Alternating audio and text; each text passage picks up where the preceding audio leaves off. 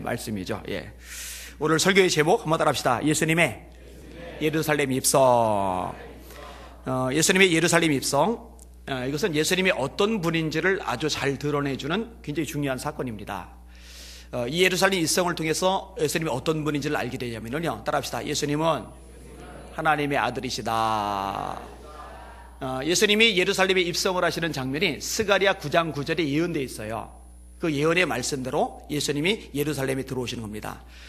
구약에 나오는 수많은 예언들은요, 예수님에게 초점이 맞춰져 있고, 그 구약의 말씀들을 성취하시는 과정을 통해서 예수님이 하나님의 아들이라는 것을 우리로 하여금 믿을 수 있게 해주는 겁니다.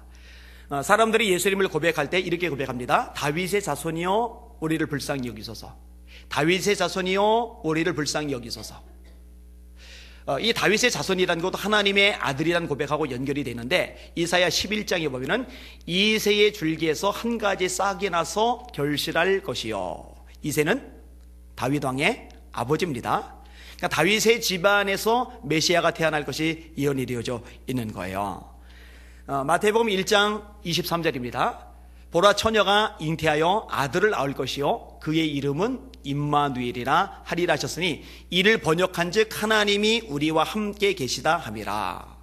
이거는 이사야 7장 14절 말씀의 성취입니다. 거기에 처녀가 아기를 낳을 거래요. 남자와 여자가 함께해서 태어난 아기가 아니라 여자 혼자서 아기를 낳을 거래요. 이거 시험관 아기를 말하는 것도 당연히 아니고 성령으로 예수님이 잉태되는 것을 이야기를 하는 겁니다. 이것을 이해하지 못하는 요셉은 자기와 함께 살기도 전에 마리아에게 애가 생기니까 감당을 못하는 거예요. 대신에 인격은 훌륭하기 때문에 보복을 하지는 않아요. 이게 이제 마태복음 1장에 나오는 거죠. 예수 그리스도의 나심은 이러하니라. 그의 어머니 마리아가 요셉과 약혼하고 성령으로 동거하기 전에 성령으로 잉태된 것이 나타났더니 그의 남편 요셉은 의로운 사람이라 저를 드러내지 아니하고 가만히 끊고자 하여 이 일을 생각할 때에, 드러내지 않고 가만히 파혼하려고, 왜 안 드러내려고 그럴까요? 보복을 해야 되는데 드러내면 마리아 돌 맞아 죽거든요. 보복을 할 만한데, 분노의 일을 갈 만한데 마리아가 해코지 당하는 게 싫은 거예요. 그러니까 혼자 감수하고 슬그머니 물러나려고. 그러면 여러분, 요셉의 일가 친척들이 이거 왜 그래? 왜 파혼한 거야? 무슨 일이 있는 거야? 그거 얘기할 수 없잖아요. 그거 다 뒤집어 쓰는 거예요. 그냥 인격자예요. 그래서 그 남편 요셉은 의로운 사람이라 저를 드러내지 아니하고 가만히 끊고자 하여 이 일을 생각할 때, 이렇게 구조가 되는 거예요. 이 일을 생각할 때 주의 사자가 현몽하여 가로되 다윗의 자손 요셉아, 또 나오죠. 다윗의 자손 요셉아, 네 아내 마리아 데려오기를 무서워 말라. 그에게 잉태된 자는 성령으로 된 것이라. 아들을 낳으리니 이름을 예수라 하라. 이는 그가 자기 백성을 그의 죄에서 구원할 자이심이라. 이 말씀을 그대로 성취를 하신 거예요. 하나님의 아들임을 증명하는 거예요. 자, 예수님의 어머니 마리아가 만삭이 되어서 나사렛 지역에 살고 계시는데, 로마 황제의 명령에 의해서 하는 수 없이 고향, 다윗의 고향인 베들레헴까지 가요. 그때는 KTX가 없죠. 비행기가 없죠. 자가용이 없죠.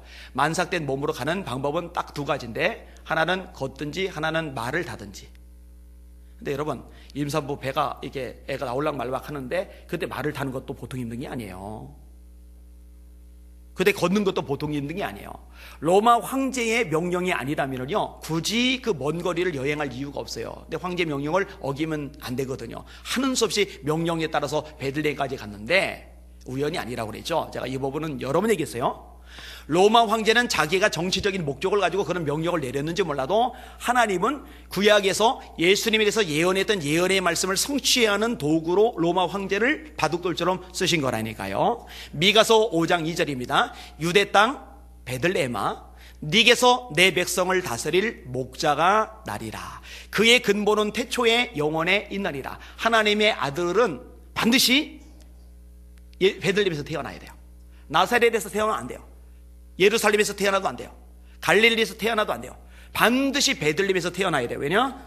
성경이 그렇게 말씀을 하니까. 그러니까 만약에 예수님이요 나사렛에서 태어났다면 예수님이 하나님의 아들이라고 저는 못 믿어요. 왜냐면 구약에서 예수에서 예언한 말씀 하나가 틀리니까. 근데 정확하게 베들레헴에서 태어나시거든요. 하나님의 아들 맞구나 인정하게 되는 거죠. 이런 식으로 말씀과 말씀을 연결하면서 청년 때 하나씩 발견하는 재미가 저를 전율하게 해줬어요. 이는 한 아기가 우리에게 낳고 한 아들을 우리에게 주신 바 되었는데 그의 어깨에는 정사를 메었고 그의 이름은 기묘자라 모사라 전능하신 아버지라 평강의 왕이라 영존하시는 하나님이라 할 것임이니라. 이사야 9장 6절인데 하나님의 아들이 세상에 오시는데 성인의 모습으로 오시는 게 아니라 아기의 모습으로 오세요. 한 아기의 모습으로. 왜 예수님이 어린아기의 모습으로 이 땅에 오셨냐? 말씀을 성취하시기 위함인 거죠. 왜 갈릴리에서 주로 사역하셨느냐? 이방의 갈릴리를 영화롭게 하셨느니라. 왜 그 능력자 권세자가 힘없이 맥없이 잡혀가서 고난당하시고 죽임을 당하셨느냐? 로마 군병들은 왜 예수님의 옷을 제비 뽑았느냐? 예수님은 왜 엘리 라마 사박다니 나의 하나님 아이 하나님 어찌하여 나를 버리셨나이까 외쳤느냐? 다 성경에 말씀하고 있거든요. 시편 22편 1절 나의 하나님 어찌하여 나를 버리셨나이까. 같은 22편에 내 손과 발을 찔렀나이다. 내 옷을 제비 뽑나이다. 이사야 53장 4절에 제가 굉장히 많이 인용하는 구약의 복음과도 같은 말씀. 그는 실로 우리의 질고를 지고 우리의 슬픔을 당하였거늘 우리는 생각하기를 그가 하나님에게 징벌을 받아서 고난을 당한다 하였노라. 그가 찔림은 우리의 허물을 인함이요 그가 상함은 우리의 죄악을 인함이라. 그가 징계를 받음으로 우리가 평화를 누리고 그가 채찍에 맞음으로 우리가 나음을 입었도다. 우리는 다 양 같아서 그릇 행하여 각기 제 길로 갔거늘 여호와께서는 우리 무리의 죄악을 그에게 담당시키셨도다. 그리고 마침내 시편 16편의 말씀대로 부활하신 거예요. 할렐루야. 이 부활도 약속된 말씀대로 이루신 줄 믿으시길 바랍니다. 그래서 우리가 예수님을 하나님의 아들로 믿을 수가 있는 거예요. 능력만 많다고 역사만 일으켰다고 믿는 게 아니에요. 구약에 예언된 하나님의 말씀을 하나부터 100까지 하나도 빠짐없이 완벽하게 성취하셨기 때문에 이분 하나님의 아들 맞구나 라고 인정하고 믿을 수 있게 되는 거거든요. 저와 여러분들이 예수님을 믿는데 4대 성인 중에 한 명으로 믿으면 지옥 가요. 종교의 창시자로 믿어도 소용없어요. 위대한 사상가 혁명가로 믿어도 안 돼요. 예수님을 반드시 하나님의 아들로 믿으셔야 돼요. 정직하게 대답하세요. 예수님이 하나님의 아들이심을 믿어요? 확실하게 믿어요? 네, 이거 흔들리지 마시길 바랍니다. 사람들이 나를 누구라고 하느냐? 베드로가 주는 그리스도시요 살아계신 하나님의 아들입니다. 하나님의 아들입니다. 예수님이 뭐라세요? 바요나 시모나 복이 또다. 이것을 알게 하리는 혈육이 아니요 하늘에 계신 내 아버지시니라. 내가 이 반석 위에 교회를 세우리니 음부의 권세가 이기지 못하리라. 내가 너에게 천국 열쇠를 주노니 네가 땅에서 매면은 하늘에서 매일 것이고 네가 땅에서 풀면은 하늘에서 풀리리라. 천국 열쇠 주셨다는 얘기는 천국에 들어갈 자격을 주셨다는 거예요. 다시 대답하세요. 예수님이 하나님의 아들이심을 믿어요? 이거 반드시 믿으셔야 돼요. 이걸 믿는 사람에게 하나님이 천국 열쇠 주시는 줄 믿으시길 바랍니다. 천국 들어갈 자격을 주시는 거예요. 이 성경을 기록한 목적 여러분에게 암기시킨 거예요. 요한복음 20장 31절 외우시는 분들 다 같이 시작.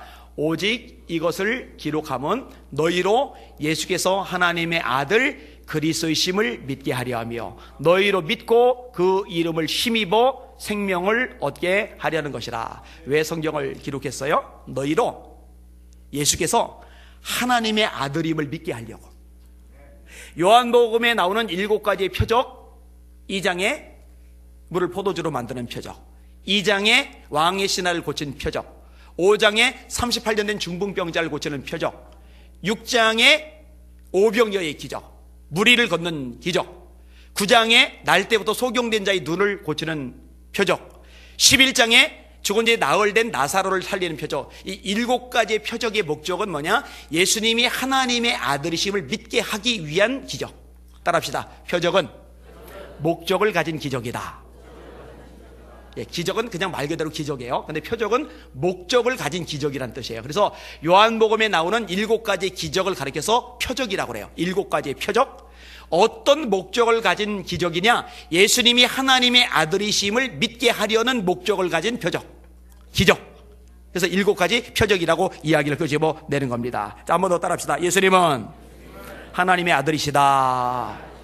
이건 너무너무 중요해요. 기억하세요. 앞으로 수없이 제가 반복을 더 할 겁니다.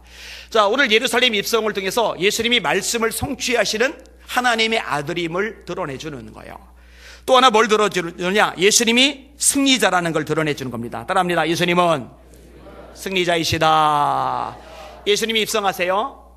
사람들이 환호를 내요. 호산나 찬송하리로다. 다윗의 이름으로 오시는 이여 호산나, 가장 높은 곳에서 호산나. 이 승리의 찬양이잖아요. 자, 또 하나 따라합시다. 예수님은 겸손의 왕이시다. 아까 이제 스가랴 9장 9절이라고 말씀했잖아요. 그는 겸손하여 멍에 매는 짐승의 새끼 곧 나귀 새끼를 탔도다. 예수님이 나귀 새끼를 타고 입성을 하시거든요. 예수님 겸손하세요.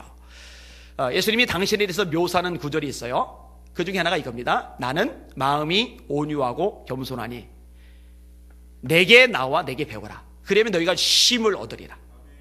예수님은 마음이 온유하세요. 예수님은 마음이 겸손하세요.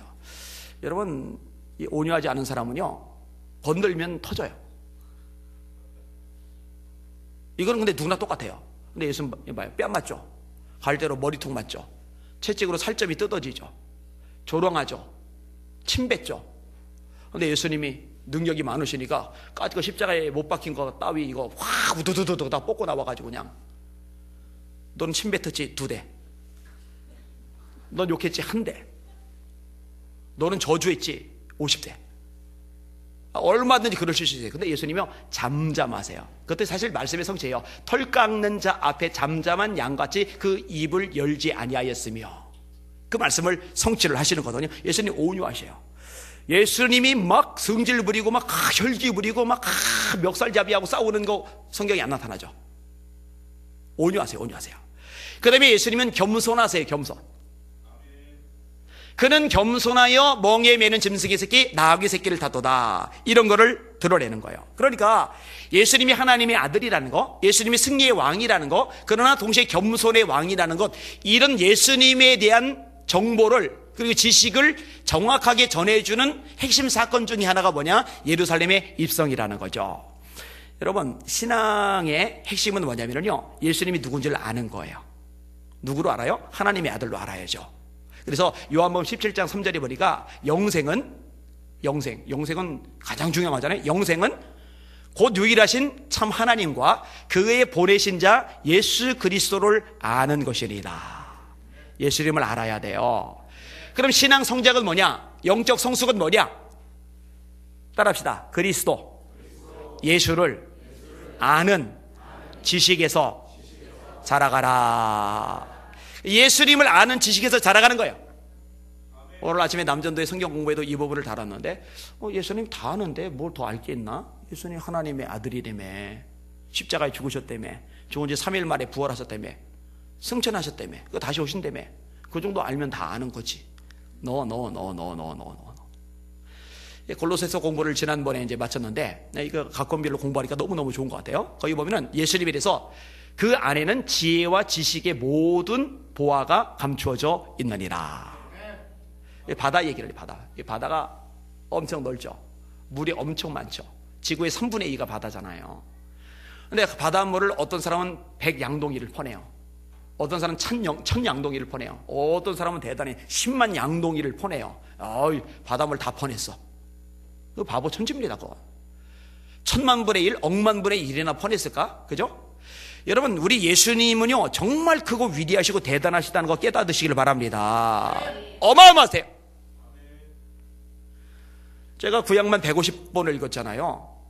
그죠? 얼마나 제가 성경을 열심히 암송하고 공부를 했는데요. 기독교 백화점의 교재는 다 써서 공부하다가 나중에는 다 똑같아요. 이제 제 눈에는요. 다 거기서 거기에. 그래서 더 이상 성경 교재 안 사봐요. 왜냐면 이미 성경만 가지고도 충분하니까. 그럼에도 불구하고 지금도 말씀을 계속 접하는데, 와, 예수님 이런 분이구나. 와, 정말 놀라운 분이구나. 정말 기가 막힌 분이구나. 점점 알아가요. 이거요, 제가 지금 50 딱 됐는데 70까지 알아가도요 1000만분의 1, 억만분의 1이나 알까? 주님을 날마다 더 알아가실 수 있기를 주님의 이름으로 축원합니다. 그게 영적 성장이죠. 이걸 원하세요. 설교자들이 해야 될 것, 예수님이 누군지를 알아가게 만드는 거예요. 여기는 여러분들이 목말라야 될 것, 여러분들이 열심을 다해야 될 것, 여러분들이 전력을 다해서 성장해 가야 될 것, 그리스도 예수를 아는 지식이에요. 이 지식에서 자라가는 거예요. 이게 신앙의 핵심 요소입니다. 잊지 마시기를 주님의 이름으로 축원합니다. 자, 그런데 오늘 본문에 예수님을 드러내고 어떤 분인지를 나타내는데 여러 사람들이 협력을 해요. 첫째 협력은 제자들의 순종입니다. 제자들. 자, 28절에서 32절까지 같이 읽겠습니다. 시작. 예수께서 이 말씀을 하시고 예루살렘을 향하여 앞서서 가시더라. 감람원이라 불리는 산 쪽에 있는 벳바게와 베다니에 가까이 가셨을 때에 제자 중 둘을 보내시며 이르시되 너희는 맞은편 마을로 가라. 그리로 들어가면 아직 아무도 타 보지 않은 나귀 새끼가 메어 있는 것을 보리니 풀어 끌고 오라. 만일 누가 너에게 어찌하여 푸느냐 묻거든 말하기를 주가 쓰시겠다 하라 하시매 보내심을. 아멘. 여러분, 예수님의 제자들이 12명이잖아요. 12명 중에 그나마 학력이 있었던 사람은 가룟 유다잖아요. 가룟 유다를 뺀 11명은요 무지렁뱅이 거의 엇비슷한 사람들이잖아요. 그래서 우리가 왜 이렇게 형편없는 인간들을 다 굳이 골라 모았을까 이렇게 생각하기 쉬운데요. 근데 여러분, 우리가 놓치지 말아야 될 그들의 엄청난 장점이 하나가 있는데 그게 뭐냐면요, 그들은 주님이 하라 하시면 그냥 하는 사람들이라는 거예요. 여러분, 베드로 밤새도록 그물질을 냈잖아요. 바다의 전문가가 한 마리도 못 잡았잖아요. 피곤해 죽겠어요. 몸만 피곤하가 아니라 마음도 피곤해요. 왜냐면 고기를 못 잡았으니까. 처자식 먹여 살려야 되는데 경제 힘들어 봐요. 얼마나 시달립니까? 그죠? 그런데 예수님이 배 빌려달래요. 아니, 나 피곤해서 가서 자야 되는데 무슨 배냐고. 됐다고 쏙 들어가 버려요. 근데 안 그러죠? 배 빌려주죠. 그럼 빌려줬으니까 어떻게 해요? 무리들은 해변가에 있고 예수님 배 타고 살짝 떨어져서 이 바닷속에서 배 타고서 거기서 설교를 하시고, 이 베드로가 배 놔두고 들어갈 수 없잖아요. 그러니까 예수님 설교하는 동안에 그냥 앉아서 그 졸리는 비벼가면서, 딴 사람들은 아침에 왔지만 베드로는 지금 밤샌 상황이잖아요. 눈 비벼가면서 설교 말씀 다 듣는 거예요. 다 듣고 나서 아유, 설교 끝났네, 이제는 집에 가서 자야지 그러는데 예수님이 배 몰고 바다 깊은 데로 가서 그물 내리라고. 아니, 목수가 어부한테 고기 잡는 걸 중고질하고 있어요. 웃기네, 가짜네, 이러지 않죠? 내가 밤이 맞도록 수고를 하였으되 얻은 것이 없지만 말씀에 의지하여 그물을 내리리다 하고 내렸더니 엄청나게 잡혀요. 여러분, 이런 순종할 수 있어요? 내가 막 피곤해 죽겠어요. 막 천근만근해, 막 졸음이 막 쏟아져요. 그런데 만사 제쳐놓고 와서 예배 드리라고. 예배를 다 드렸어요? 말씀 들었어요? 자, 이제는 집에 가서 자야지 그랬더니 글쎄 지금 나가서 일하라고. 베드로가 그대로 한 거예요. 그리고 나를 따라와라, 내가 너로 사람 낚는 어부가 되게 하리라 그랬더니요, 처자식 있는데 그거 다 놔두고 예수님 따라갔어요. 보통 사람 아니에요. 야고보 요한도 마찬가지예요. 세리마태도 마찬가지예요. 주님이 말씀하시면 그대로 하는 거예요. 이거 대단한 거예요. 대단한 거예요. 여러분, 이런 제자들 오늘 본문도 마찬가지예요. 니들 가서 나귀 새끼 묶여있을 텐데 풀어 끌고 와. 제자들이 예수님 말도 안 되는 소리 하고 있어요. 그 남의 물건 함부로 가져오다가 새고랑이 차면 어쩌라고. 예수님 그런 말씀 너무 이성적이지 않아요. 비합리적이에요. 이렇게 말하네요. 네 하고 가는 거예요. 6월절 맞이할 객실을 마련할 때도 맞아요. 가다가 물동이 메고 가는 사람 있을 텐데 가서 우리 예수님이 6월절 보낼 방 내달라고 하라고. 그냥 해요. 여러분, 주님이 말씀하시면 그냥 합시다. 그냥 합시다. 여기 하시길 바랍니다. 여러분, 기도원과 300용사들 그런 사람들 아니에요? 그죠? 항아리 횃불 나팔 가지고 300명 고인원인데 10만 넘는 대군 속으로 들어가라! 그냥 하지 않아요. 그냥. 계산해 봤다고 그랬죠. 한 명당 340명을 상대를 해야 되는데 횃불로, 나팔로, 항아리로, 몬수로 상대를 해요. 하는 거. 순종할 때 주님의 역사가 일어나요. 자, 이 제자들의 순종의 모습이 있고요. 또 하나가 있는데 이 나귀 새끼의 주인의 헌신이라는 측면입니다. 자, 28절에서 36절까지 같이 읽을게요. 시작. 잠깐요. 33절부터 36절까지 시작. 나귀 새끼를 풀 때에 그 임자들이 이르되 어찌하여 나귀 새끼를 푸느냐 대답하되 주께서 쓰시겠다 하고 그것을 예수께로 끌고 와서 자기들의 겉옷을 나귀 새끼 위에 걸쳐놓고 예수를 태우니 가실 때에 그들이 자기의 겉옷을 길에 펴더라. 아멘. 이 당시 나귀 새끼는 굉장히 값어치가 많이 나가는 건데 그냥 가져가는 거예요. 제자들이 풀어서 막. 그러니까 우리 건데 왜 그 풀어가? 예수님이 쓰시겠다는데요? 아, 그럼 가져가라고. 이런 구조로 되어 있는 거예요. 이 뭐 하는 짓이야? 이렇게 나오잖아요. 예수님이 쓰신다 하니까 그냥 내놓는 거예요. 여러분, 그 나귀는요, 진짜 영광스럽게 쓰인 거예요. 예루살렘에 왔다 갔다 한 나귀들이 수백만 마리, 어쩌면 수천만 마리 될 텐데, 그 수천만 마리 나귀들 중에 성경에 기록된 나귀는 그 나귀뿐이에요. 그죠? 구약의 예언의 말씀을 성취한 나귀는 그 나귀뿐이에요. 그 나귀 새끼의 주인 입장에서 자기의 소유가 하나님의 영광을 드러내고 예수님이 누군지를 드러내고 성경의 말씀을 성취하는데 놀랍게 쓰임을 받은 거예요. 영문 모르고 내줬지만. 여러분, 주님의 손에 내어줄 때 비로소 그게 더 값어치 있게 더 놀랍게 쓰임받는다는 거 믿으시기를 주님의 이름으로 축원합니다. 여러분, 주님의 손에 올려지는 게 참 값어치가 있어요. 모세가 40일간 양을 치잖아요. 지팡이 가지고. 근데 그 지팡이가 나중에 이름이 바뀌어요. 성경을 읽어보세요. 출애굽기 쭉 읽어보세요. 하나님의 지팡이라는 표현이 나와요. 하나님의 지팡이. 왜? 하나님의 일을 해서 올려진 바 되니까 놀랍게 사용되는 거죠. 여러분, 삼갈이라는 사사는 소를 몰던 사람인데, 사람을 깨우세요. 소를 몰던 사람인데 소 몰던 막대기로 블레셋 사람을 쳤어요. 쳐다보지 마시고 여기를 보세요. 소 몰던 막대기로 블레셋 사람을 쳐요. 하나님의 손에 올려진 바 되니까. 오병이의 기적도 마찬가지입니다. 떡 5개와 물고기 2마리. 제가 이거 성경 공부 가르칠 때 설명을 했던 적이 있는데, 여러분, 우리나라 말은 그냥 물고기면 물고기예요. 우리나라 말은 사랑이면 그냥 사랑이에요.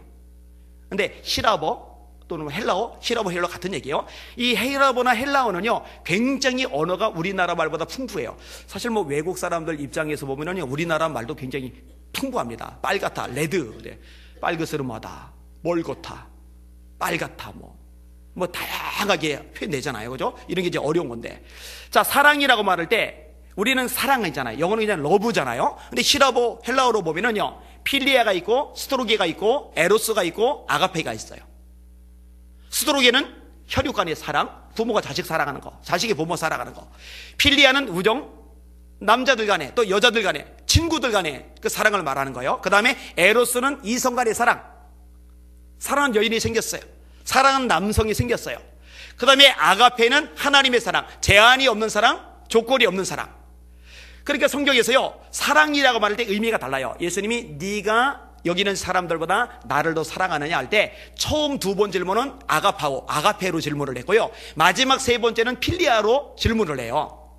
근데 우리 성경을 읽으면은 네가 나를 사랑하느냐라는 내용으로 똑같기 때문에 이게 감이 안 오는데, 성경 원어로 들어가 보면 차이가 있거든요.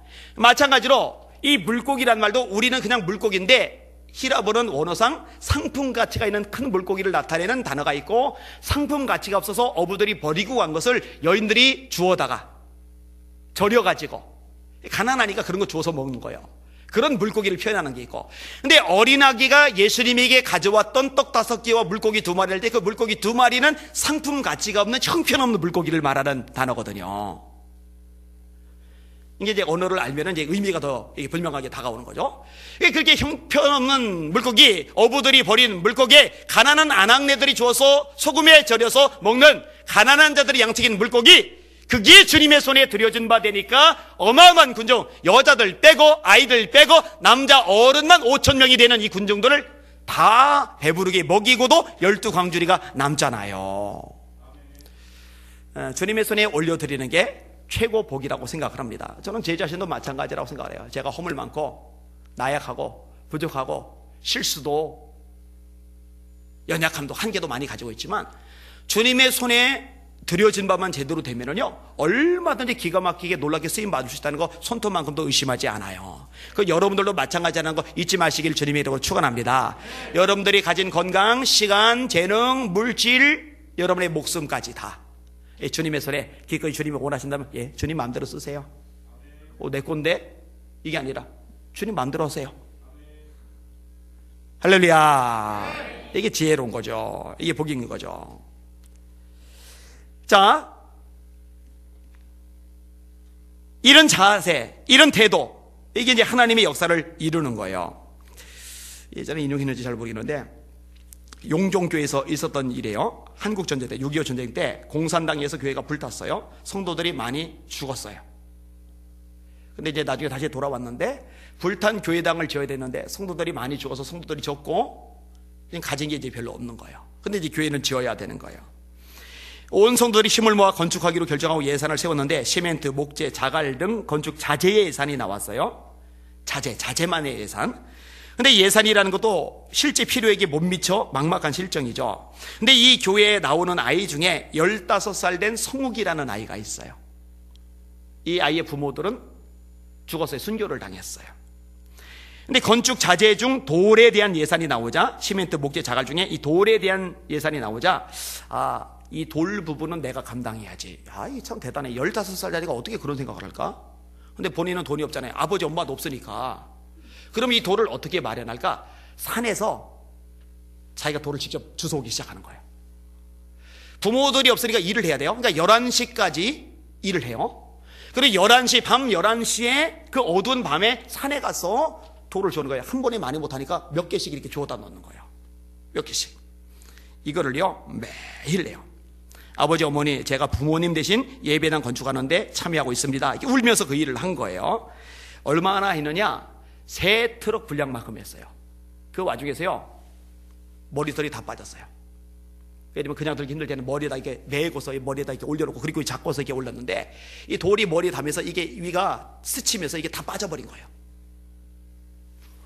근데 어른들이 어디서 돌이 가져오지나 보다 이러고만 생각하고 있었는데 3트럭 분량이 됐을 때 그제서야 눈치를 챈 거예요. 이게 어떻게 된 거야? 어떻게 된 거야? 알고 보니까 15살짜리 애가 그런 거예요. 성욱이라는 아이가. 이게 용종구의 전라남도에 있는 교회 실화예요. 여기서 어른들의 마음이 완전히 박살나요. 완전히 녹아져요. 그들이요, 이전과 전혀 다른 태도가 돼요. 그리고 교회는 순식간에 세워지기 시작을 해요. 할렐루야. 그러니까 한 아이가 자기 존재를 하나님의 손에 올려들었을 때 얼마나 놀라운 일이나요? 여러분이 잘 아는 그 템플 대학교, 템플 처치에 대한 얘기도 유명하죠. 한 아이가 시작한 것에서 그 교회도 세우고 대학까지 세우는 데까지 나갔잖아요. 그러니까 진짜 헌신된 한 사람의 헌신이 얼마나 놀라운 일을 이룰 수 있는지 우리가 알아야 돼요. 알 필요가 있어요. 사실요, 남전도든 여전도든 청년이든 어느 부서든 다 마찬가지인데요. 그 여러 사람이 다 움직이는 거 제일 가치 있겠지만 사실 한 사람만 목숨 걸고 헌신하면은요, 그 한 사람 때문에 전체가 살고 부흥해요. 근데 이제 그 한 사람이 없기 때문에 어려운 거죠. 자, 또 하나의 존재가 있는데, 자, 제자들의 순종, 나귀 임자의 헌신, 그리고 무리들의 찬양이에요. 자, 37절에서 40절까지 같이 읽을게요. 시작. 이미 감람산 내리막길에 가까이 오심에 제자의 온 무리가 자기들이 본 바 모든 능한 일로 인하여 기뻐하며 큰 소리로 하나님을 찬양하여 이르되 찬송하리로다. 주의 이름으로 오시는 왕이여, 하늘에는 평화여, 가장 높은 곳에는 영광이로다 하니, 무리 중 어떤 바리새인들이 말하되 선생이여 당신의 제자들을 책망하소서 하거늘 대답하여 이르시되 내가 너에게 말하노니 만일 이 사람들이 침묵하면 돌들이 소리 지르리라 하시리라. 아멘. 따라합시다.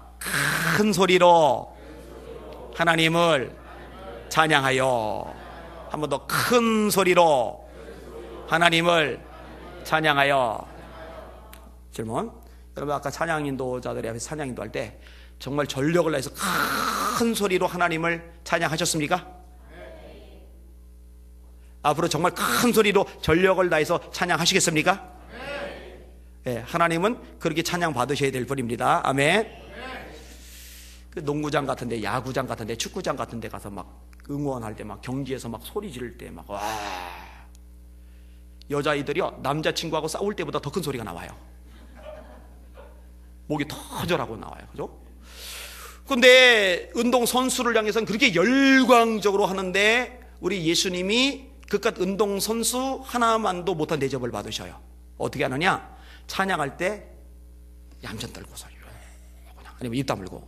이거는 뭔가 아닌 것 같아요.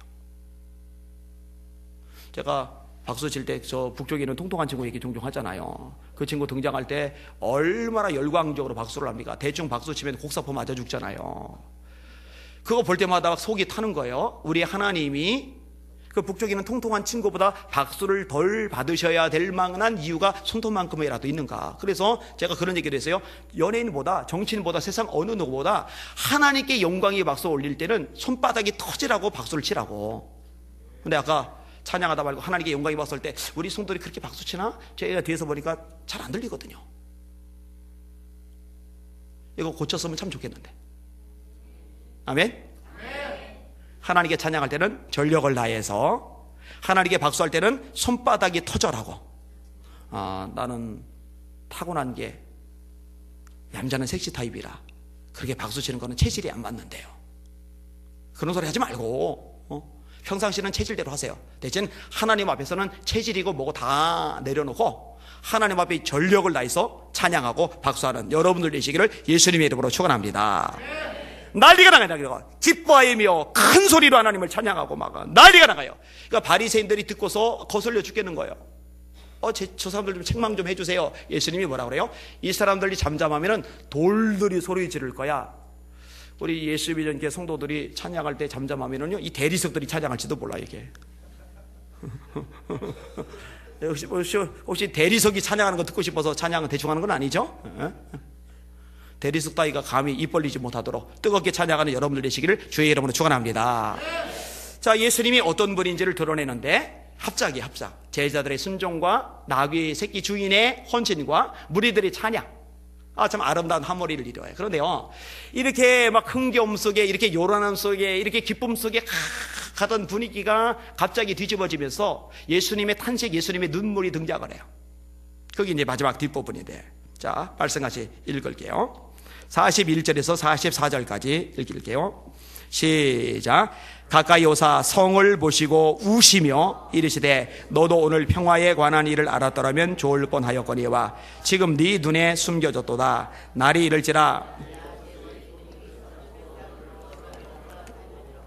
또 너와 및 그 가운데 있는 네 자식들을 땅에 메어치며 돌 하나도 돌 위에 남기지 아니하리니 네가 보살핌 받는 날을 알지 못함을 인함이니라 하시니라. 아멘. 예루살렘이 예수님을 몰라요.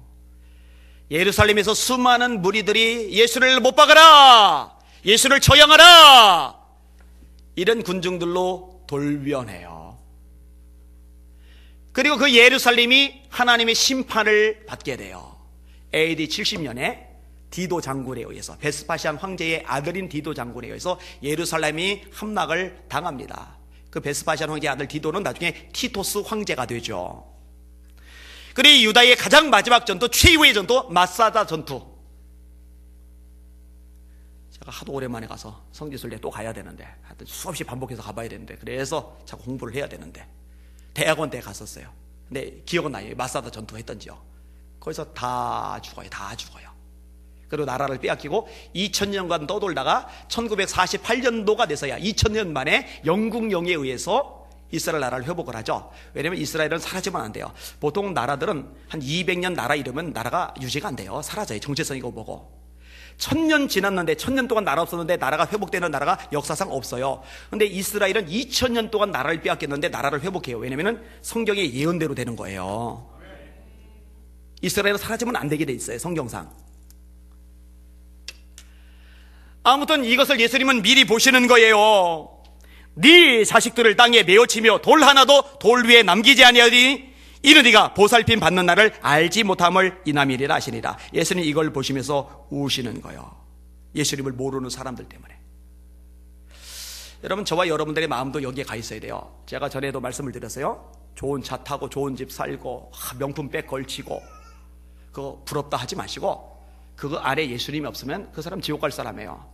부러워하지 마시고 불쌍히 보실 수 있는 여러분들 되시길 주님의 이름으로 축원합니다. 초대교회 성도들 부자들 없었어요. 죄다 가난했어요. 오늘 아침에도 그 얘기했는데 우리나라에서 지금 여기는 여러분들 어렵고 힘들다 하지만 초대교회 성도들 사는 거에 비하면요 100배 잘 사는 거예요. 여러분 걸칠 옷들 넘치죠. 혹시 지금 입고 있는 옷 외에 다시 입을 옷이 한 벌도 없는 사람 손 들어보세요. 제가 한 벌 사드릴게요. 이거 말고 옷 또 있죠? 있잖아요. 여러분 오늘 하루 지나도록 한 끼도 못 드시는 분 있어요? 예수님 당시 그랬어요. 그러니까 오병이어 기적통에 먹을 걸 먹이니까 로마 반란군 취급 당할 줄 알고 몰살 나갈 줄 알면서도 예수님을 왕 삼으려고 그런 거예요. 떡 주실 수 있으니까. 그만큼 먹을 거 쌀 자체가 모자라던 시대란 말이에요. 그런데 초대교회 성도들은요 그거 부러워하잖아요. 로마의 귀족들, 로마의 장군들, 로마의 재력가들, 그들 부러워하면서 야 나도 저렇게 살고 싶은데 나를 이렇게 가난해, 나를 이렇게 힘들어, 나를 이렇게 어려워, 나 이렇게 답답해. 그게 아니에요. 심지어 예수 믿다가 집을 빼앗겼죠. 도망자 됐으니까 직장 없죠. 당장 먹고 살 걸, 당장 잠잘 방이 없는데 그런 그들이 예수는 그리스도와 말하기와 전도하기를 쉬지 않아요. 주의 손이 함께 하심에 허다한 무리가 믿고 죽게 더하더라. 그래서 생겨난 교회가 안디옥 교회라고 했잖아요. 그러니까 저와 여러분의 눈은 영의 눈으로 바뀌어져야 돼요. 예수님의 눈으로 바뀌어져야 돼요. 앞만 이쁘고 잘나고 말이 가지고 똑똑해도 예수 없으면 불쌍해서 가슴 아파야 돼요. 바울은 그런 마음을 가지고 있어요. 내가 여러 번 너희에게 말하였거니와 이제도 눈물을 흘리며 다시 말하노니 많은 사람들이 그리스도의 십자가의 원수로 행하느니라. 그들의 마침은 멸망이요 그들의 신은 배요 그들의 영광은 그들의 부끄러움에 있고 땅의 일을 생각하는 자라. 하늘의 일을 생각해야 되는데 땅의 일만 생각해요. 배만 생각해요. 먹고 마시는 거, 사는 거, 돈 버는 거. 마침은 멸망이에요. 그거 보면서 우는 거예요. 바울이 주님의 마음을 가지고 있으니까. 이 눈물이 저에게도 여기는 여러분에도 있으시기를 주님의 이름으로 축원합니다. 예수 전합시다. 예수 자랑합시다.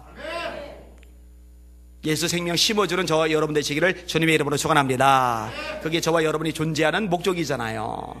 이 세상에 존재하는 교회의 존재 가치잖아요. 따라하세요. 교회는 유람선이 아니고 구조선이다. 유람선은 우리들끼리 재밌으면 돼요. 구조선은 절대 안 돼요. 죽을 사람, 빠진 사람 건져내야 돼요. 예수 모르는 사람 안타깝게 여겨야 돼요. 주님의 마음으로. 자, 오늘 본문의 내용 정리를 해볼게요. 예수님이 어떤 분이신지를 드러내요. 예수님이 하나님의 아들이라는 거, 그분이 승리의 왕이시라는 것, 동시에 겸손의 왕이시라는 것, 이걸 잘 드러내요. 이걸 드러내는 사람들의 조합, 제자들의 순종, 나귀 새끼 주인의 헌신, 그리고 무리들의 찬양, 이것이 잘 어우러지는 거예요. 그런데 이 기쁨, 이 감격, 이 환호 속에 예수님이 갑자기 눈물을 흘리시는 이유는 예수님을 알아보지 못하는, 제대로 믿지 못하는 사람들의 운명을 보시면서 가슴앓이 하는 건데, 그게 저와 여러분의 관심사요 초점이 되어야 된다는 거. 이렇게 세 가지로 정리하면 오늘 본문은 정확하게 이해가 되시는 겁니다. 오늘 설교 제목 그래서 단순하게 잡았어요. 따라합시다. 예수님의 예루살렘 입성. 날마다 어제보다 오늘, 오늘보다 내일 예수님을 더 많이 알아가실 수 있기를 주님의 이름으로 축원합니다.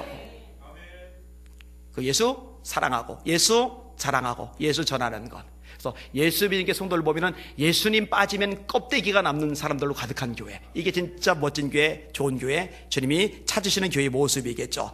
그런 제 모습이 되기를 원하고, 그런 여러분이 모습이 되기를 원하고. 그래서 우리 예수 믿는 교회가 건물 좋은 교회, 재정 많은 교회, 숫자 많은 교회로 소문나는 교회가 아니라 예수 빠지면은 아무것도 없는 껍데기만 남는 성도들만 바글바글한 교회다, 이렇게 소문나면 그게 진짜일 것 같아요. 그렇게 되실 수 있기를 예수님의 이름으로 축원합니다. 아멘. 찬양 같이 할게요.